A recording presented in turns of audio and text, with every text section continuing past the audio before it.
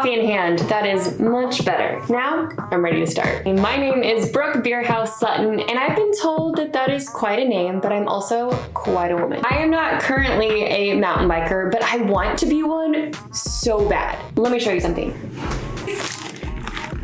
Our saddlebags for my bike, look, they haven't even been opened yet. And these were on my registry for our wedding in August. Also, let me show you one other thing. What I'm about to show you is a great representation of my blind confidence in myself, ambition, and just overall excitement to take on challenges. This duathlon I signed up for having been on a mountain bike once in Bentonville, Arkansas, where I currently live. I was like, how hard can it be? Well, I've been lapped by a lot of people, actually.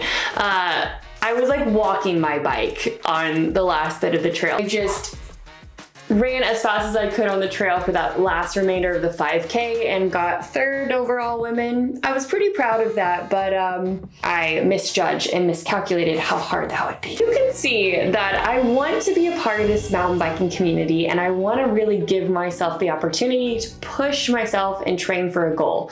But why do I want to do the Leadville 100, and why do I want to share it on the From the Ground Up series? It's for two reasons. One, I want to be a part of and I want to amplify the community, the mountain biking community here in Northwest Arkansas, and be a part of it throughout the nation. But the second reason that I want to do this is because I feel like I need a chance to bring back that athletic identity and that connection to my past self and to just the competitor spirit that I have.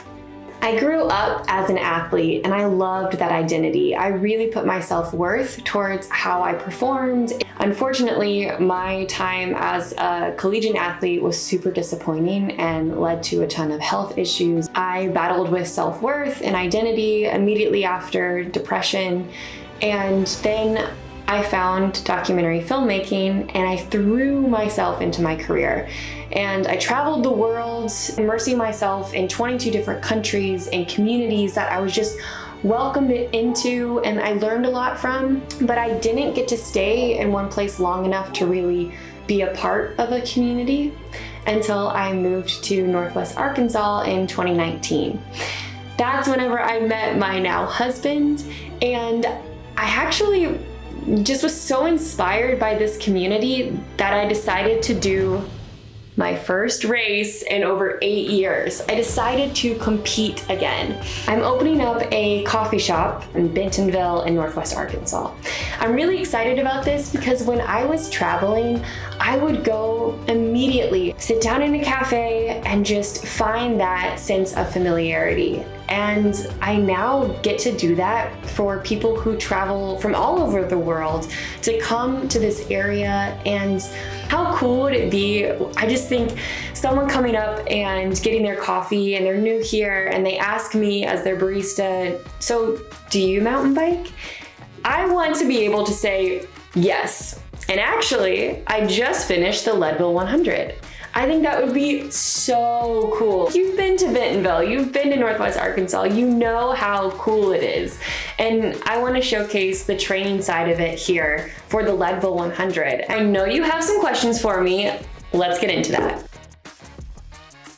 My spirit animal is a red-tailed hawk. I am not a very detail-oriented person.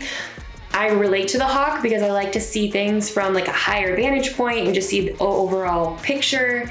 And then I will hone in and be hyper-focused on something. And I like that attribute of the red-tailed hawk. And I also tend to like my space, so. Finishing a feature-length documentary, distributing it as a first-time filmmaker. Y'all, the amount of people, the small percentage of people that do that is just minuscule, and I'm so proud of myself for doing that. For my feature-length film, The Connected Cup, that's my baby. As a small business owner, I want to show people that you can still run a successful business, you can have a family, you can also train for something that's a little bit scary and incredible and awesome, but you just have to prioritize. And I like to share how I do that because maybe that will be able to inspire other people to do it. It's going to take a lot of figuring out how to like fix my bike. I got a mountain bike field kit because I want to learn how to fix my bike whenever things happen, or how to build a bike from, you know, the box. I have no idea about bike mechanics, and I really want to learn how to do that. So I think it's going to take a lot of work, a little bit of luck, and all this coffee and blind confidence that I have that will fuel me. So cheers to season 3.